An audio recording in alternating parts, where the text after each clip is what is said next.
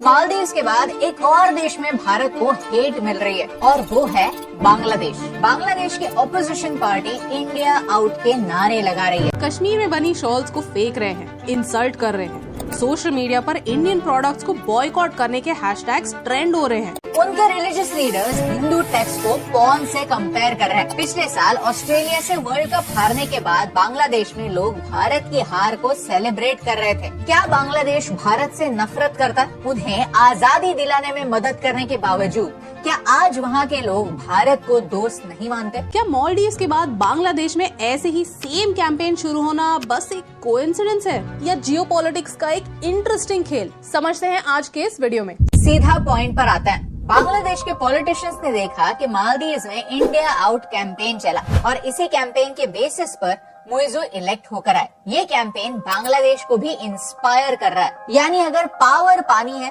तो एक विलन बनाना जरूरी है जिससे फाइट करने के लिए पूरा कैंपेन चलाया जा सकता है। और मालदीव्स की तरह बांग्लादेश की ऑपोजिशन के लिए वो इमेजिनरी विलन है भारत। लेकिन आपको बता दें कि बांग्लादेश में इलेक्शंस ऑलरेडी खत्म हो चुके हैं। अवामी लीग लगातार चौथी बार बांग्लादेश में इलेक्ट होकर आई है।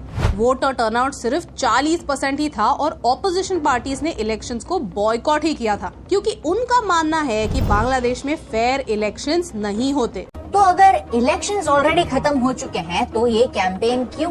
इस सवाल के जवाब तक हम इस वीडियो के एंड में आएंगे जरूर, लेकिन सबसे पहले थोड़ा बैकग्राउंड समझते हैं। बांग्लादेश ऑन पेपर तो एक डेमोक्रेसी है, लेकिन धीरे धीरे बांग्लादेश एक सिंगल डोमिनेंट पार्टी की पॉलिटिकल सिस्टम की ओर बढ़ रहा है। जैसे चाइना में सीसीपी है या फिर सिंगापुर में पीपल्स एक्शन पार्टी, वैसे ही बांग्लादेश में अवामी लीग है। शेख हसीना दुनिया की longest continuous serving female head of government है जो पिछले 15 सालों से बांग्लादेश की पीएम है और इस साल भी इलेक्ट होकर आई हैं। चलिए बांग्लादेश की पॉलिटिकल हिस्ट्री को ब्रीफली समझते हैं। शेख मुजीबुर रहमान को फादर ऑफ बांग्लादेश कहते हैं। शेख हसीना उन्हीं की बेटी है। बांग्लादेश की आजादी के बाद 1973 में पहली बार बांग्लादेश में इलेक्शंस हुए और तब रहमान प्राइम मिनिस्टर बने, और वो भी कैसे?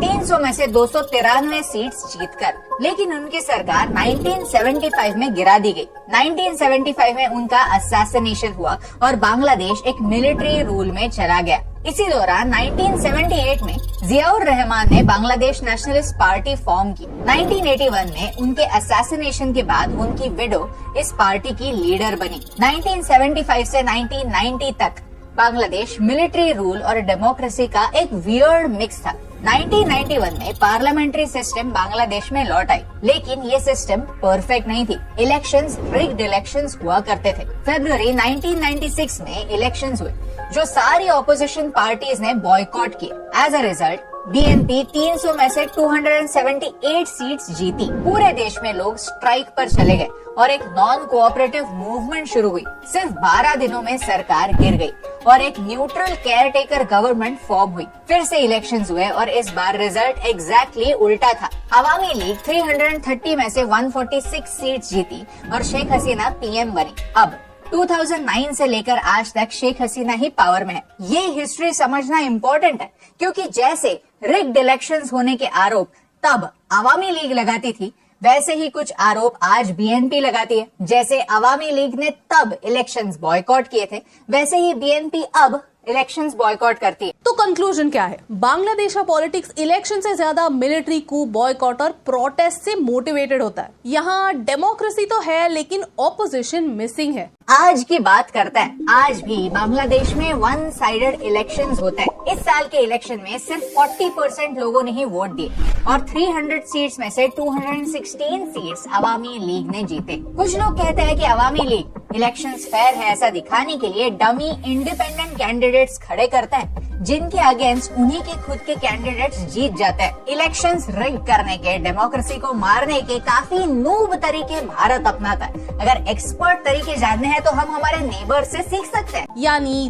दो ही पॉसिबिलिटीज हैं। एक कि बांग्लादेश में फेयर इलेक्शंस होते नहीं, या दो बांग्लादेश का ऑपोजिशन फेयर इलेक्शंस में शेख हसीना को हरा सकता है नहीं। क्या आपको पता है कि इस इंडिया आउट कैंपेन में सबसे फनी बात क्या है? ये कैंपेन जो इंसान चला रहा है वो इंसान खुद बांग्लादेश से बाहर है, बांग्लादेश से आउट है। ये है तरीक रहमान जो बीएनपी का एक मेन लीडर है लेकिन खुद फरार है। और अपने ही देश से भागकर यूके में बैठे बैठे कैंपेनिंग करता है। उस पर खुद मनी लॉन्ड्रिंग का आरोप है। इसी ने पिछले साल हिंदू स्क्रिप्चर्स को पॉर्न टेक्स्ट से कंपेयर किया। वो कहते हैं उन्हें पैराशूट ऑयल को बॉयकॉट करना चाहिए, फॉर्चून रिफाइंड ऑयल या हिंदुस्तान यूनिलीवर के प्रोडक्ट्स को बॉयकॉट करना चाहिए। लेकिन उन्हें कौन बताएगा कि हिंदुस्तान यूनिलीवर एक इंडियन ब्रांड है ही नहीं। लोकल शॉपकीपर्स कहते हैं कि बांग्लादेशी लोग पैराशूट नहीं ले रहे हैं क्योंकि वो एक इंडियन ब्रांड है। इस समय बॉयकॉट इंडियन प्रोडक्ट्स का हो रहा है, लेकिन इसका असली टारगेट शेख हसीना है। शेख हसीना ट्रेडिशनली भारत के काफी क्लोज रही है। उन्होंने अपने पिता के असैसिनेशन के बाद 6 साल भारत में बिताए। बांग्लादेश में बढ़ते एंटी इंडिया सेंटिमेंट से ऑपोजिशन पॉलिटिक्स को इन्फ्लुएंस कर सकता है।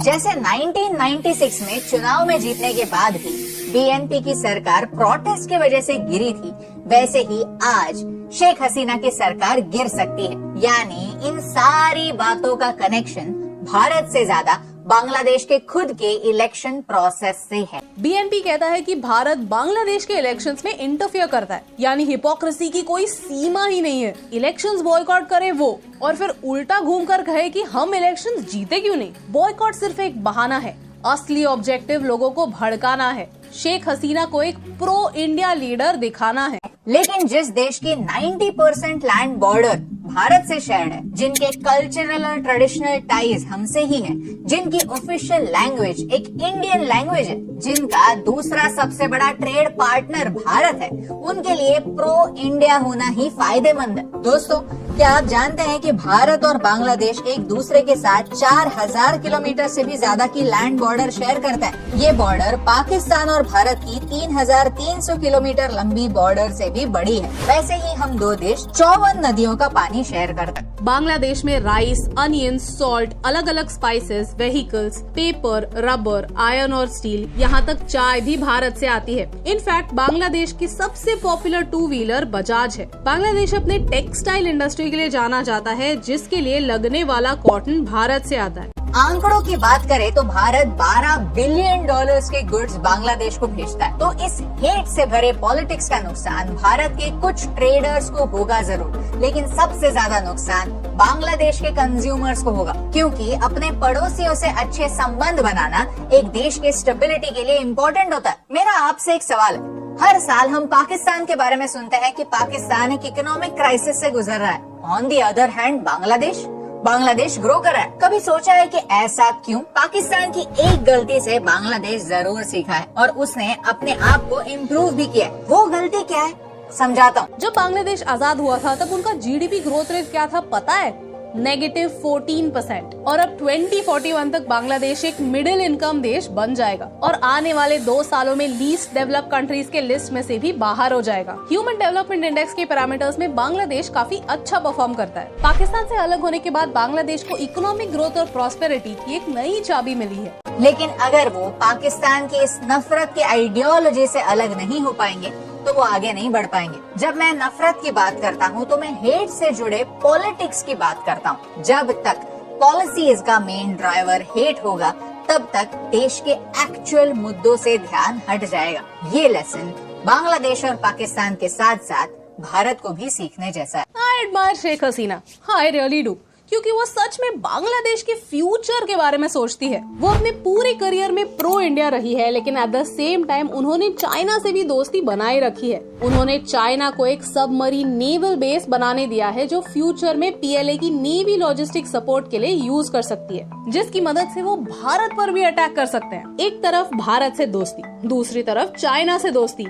ये डबल गेम काफी स्मार्ट है। आगे जाकर जियोपॉलिटिक्स में कुछ भी हो, बांग्लादेश सिक्योर्ड है। अगर भारत के साथ संबंध खराब हुए तो चाइना तो है ही।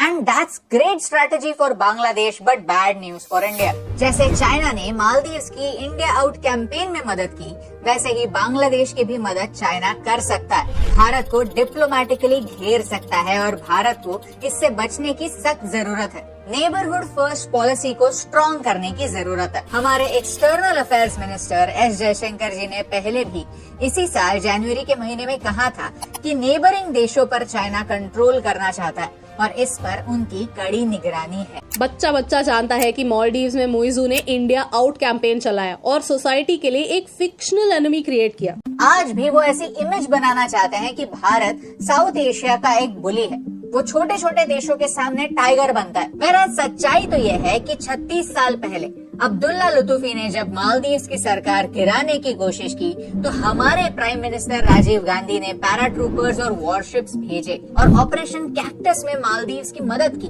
2004 में जब मालदीव्स में सुनामी आया तो इंडियन एयरफोर्स के एयरक्राफ्ट रिलीफ मटेरियल लेकर मालदीव्स पहुंचे। INS मैसूर, INS उदयगिरी और INS आदित्य खाना और दवाइयां लेकर वहां पहुंचे। 2014 में मालदीव्स में जब पीने का पानी नहीं था तब भारत ने ही उन्हें 375 टन ड्रिंकिंग वाटर दिया। 2020 में मालदीव्स में मीजल्स आउटब्रेक हुआ। उन्होंने डेनमार्क से मदद मांगी, लेकिन उन्होंने कहा कि वैक्सीन डिलीवर होने में एटलीस्ट 4 वीक्स लगेंगे। तब भारत सामने आया और हमने उन्हें वैक्सीन दिए और वो भी 72 आवर्स के अंदर। और कोविड के बारे में कौन भूल सकता है। 2021 में एस जयशंकर खुद 1 लाख वैक्सीन डोसेज लेकर मालदीव्स पहुंचे। आप ही हमें कमेंट्स में बताइए कि क्या ये दोस्ती की निशानी है या दुश्मनी।